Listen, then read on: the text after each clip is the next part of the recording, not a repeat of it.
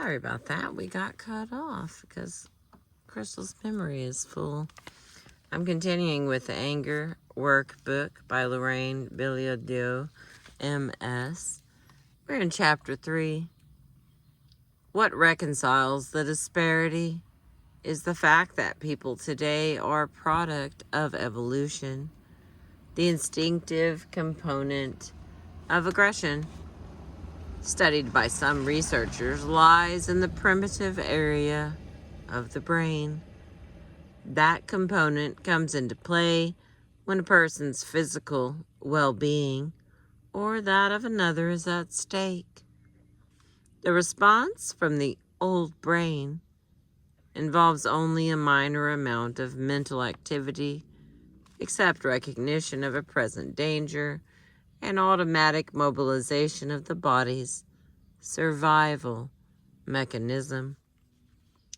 The process is similar to my dog's experience in an emergency. Recognition of danger, intense fear, the need to fight, which is anger, and the fight itself, which is aggression. The other group of researchers studied the anger and aggression that originates in the new brain, or neocortex functions. Since this part of the brain analyzes, learns, and abstracts, it operates on thought, not instinct. These researchers therefore concluded that anger and aggression are a cognitive and imitative process. Instinct cannot and need not change. It is not people's instinctive aggression that causes problems. In today's society, a minority of individuals encounter situations in which their physical survival is at stake. When the primitive brain, come here, friend. When the primitive brain activates, most confusion about anger and what people do with it concerns the anger generated by the neocortex, the topic of this book. Any discussion of anger begins with an investigation of emotions in general and their resultant behaviors. Earlier, an emotion was defined as an internal reaction which an individual learns to name to an external event. This description states what a feeling is, not how it arose or how it is expressed. The feeling itself is neither the beginning event nor the end result. It is one element, the emotional piece of a complex process, which also includes mental and behavioral components. Figure A depicts how the components work together in this process. All right, we're going to try. Put it out there so we can see. All right, nice and close. Here's how it works. And while I'm showing you that, I'm going to show you this book. Here's the Anger Workbook that we are dealing with. Okay. I have a rainbow on the right and a sunset. No, sunset on the left, rainbow on the right. All right. Excuse me. This diagram suggests the circular character of an emotion's incitement. Its presence as an experience and its expression. What the drawing omits is the enormous input and learning from many sources which are necessary for the process. Event, I guess. Something happens that signals the brain. This event may seem as insignificant as the smell of fresh coffee or a grumbled "good morning" from a coworker, even a memory of a previous situation, something that happened earlier in the day or yesterday or years ago, may set off the process. And the next is thought. Once the event is sensed, the brain interprets the event.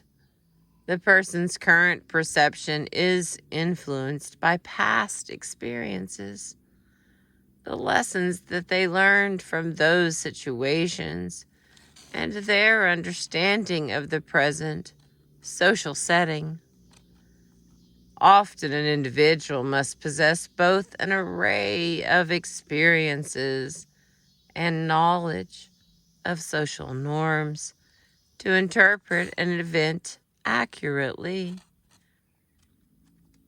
If the event is a memory, this assessment has already been made, but the mental revival of the situation may develop new insight and change the earlier interpretation. Whether the event originates internally or externally, from all of this mental activity, a predominant thought emerges. That was event and thought, and now we go to chemical. The brain responds to this thought by signaling the body to produce a chemical. The next is emotion. The released chemical creates a physiological sensation, which the individual recognizes as a particular feeling. And the next is behavior. The person then chooses a behavior. This choice is not simple. It coordinates all the information gathered during the interpretation process with the signal sent by the physiological sensation. The emotion is labeled. Then the brain quickly scans the array of behaviors available, and then the person acts. Many factors determine what behavioral choices a person has developed. No two people have the same range of options. Children learn behaviors by watching and imitating significant people. The acquisition of knowledge and experience modifies those behaviors. Modifications, which are especially important when one judges the socially acceptable response to a situation. And the next is reaction. Again, we've gone through event, thought, chemical, emotion, behavior, and now we're at reaction. The behavior a person chooses affects the other people who are present, who react in turn. If no one is present when the behavior occurs, or if the event is internal, the reaction happens in the person's own mind. She judges and responds to her own behavior. I once received a phone call from a potential client whose opening line was, "I understand you know something about anger." As we talked and she explained her reasons for calling, I found out that she had just felt enraged over an incident with a friend. Being alone, she looked around for something to throw. When she couldn't find anything substantial, she slammed the door of the wood stove with such force that its glass window broke. I asked what she was telling herself about that behavior. In other words, what was her reaction to herself? She said, I destroy everything I hate. I want to run away.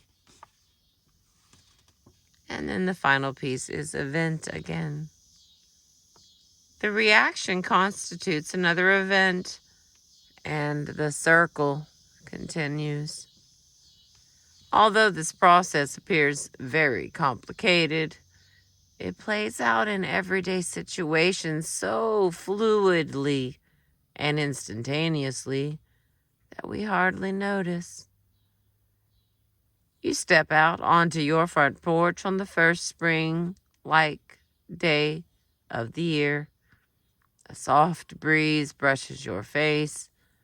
You take a deep breath and smell the fresh odor of moist earth, which is an event. Your mind responds, pretty day, which is a thought. A chemical is released that produces a nice sensation throughout your body. You feel glad, an emotion. Going to your car, you smile and nod hello to the mail carrier, which is a behavior. He smiles and nods back, which is a reaction and an event. He's a nice guy, you think, which is a thought. This positive outlook and resultant feeling persists as you drive to work. Even the minor traffic jams do not bother you. You turn the car radio to your favorite music and reinforce the experience. When you arrive at work, your spouse calls to tell you that your brother has been in a car accident, another event. Your mind springs to a picture of a badly wrecked automobile and you think, John's in that wreckage, which is a thought. Adrenaline begins to flow. Your body temperature starts to rise and you feel shaky.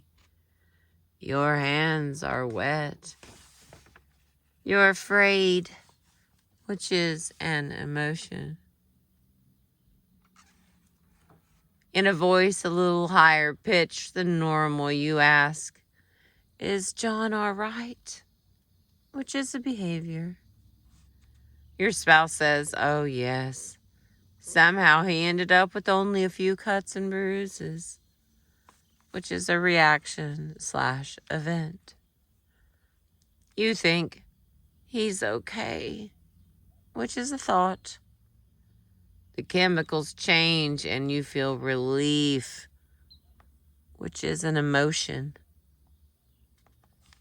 Exhaling a deep sigh, you say, thank God, which is a behavior. This circular process continues for the rest of the day, every minute of the day, until you sleep.